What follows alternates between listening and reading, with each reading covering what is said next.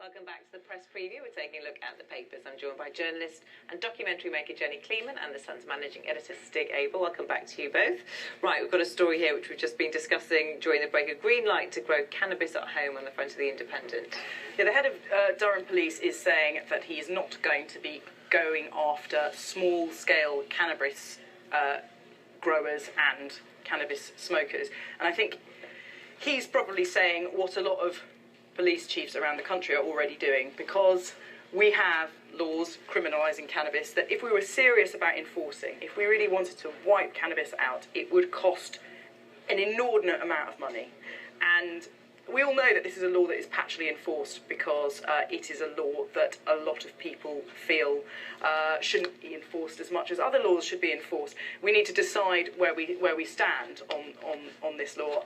I have said before, and I will say again, I think our attitude to drugs, the war on drugs as a policy, history has shown the amount of money that we've poured into this. It has not stopped people taking drugs. I think in 100 years, 200 years, people will look back on this age and laugh at the way that we dealt with drugs, and at a time when the government is asking for such huge But do you think cuts. we're still learning so much about the effects of cannabis and its impact on a lot of people's mental I think that health? I totally get that, but to me that argument is used as a way of saying we should keep it criminalised, and to me the same argument can be used for decriminalisation, because cannabis at the minute is unregulated.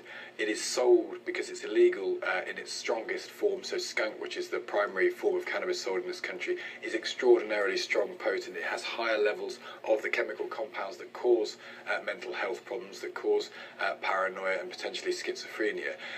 And it's unregulated, and so if people want to buy cannabis, that's tend to what they get. And actually, you can make an argument, because it is potentially dangerous, the best thing to do is to decriminalise. You take it out of the hands of criminals, you enable people to know what they're buying, you enable safer versions to be created, and weaker versions to be created, and actually you can return money to the exchequer. You can so it feels to me that argument is very hard to ignore. And also, just given if there is a link between cannabis and mental health, and studies have shown increasingly that there may be a link, that's all the more reason that you should have people selling it who are regulated, who can recognise the signs of somebody who may appear unstable and who also won't sell to children. I think drug dealers don't ask for IDs. So you think you should be able to just buy it in your local pharmacy? I'm saying that you should be able to buy it over the counter from somebody who has some training, rather than from your friend's little brother. And if you look what's happening in America, America, which has not always been the most permissive in this area, obviously the land of prohibition and the land of very, very strict drugs, and the war on drugs is an American phrase.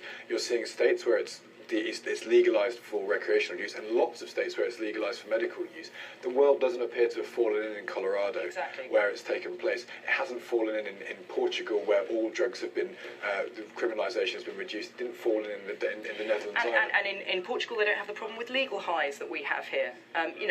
We need to have an open mind. Booze probably as well, I'd imagine. Yes, we need to be open to approaches other than the ridiculous war on drugs, which doesn't work.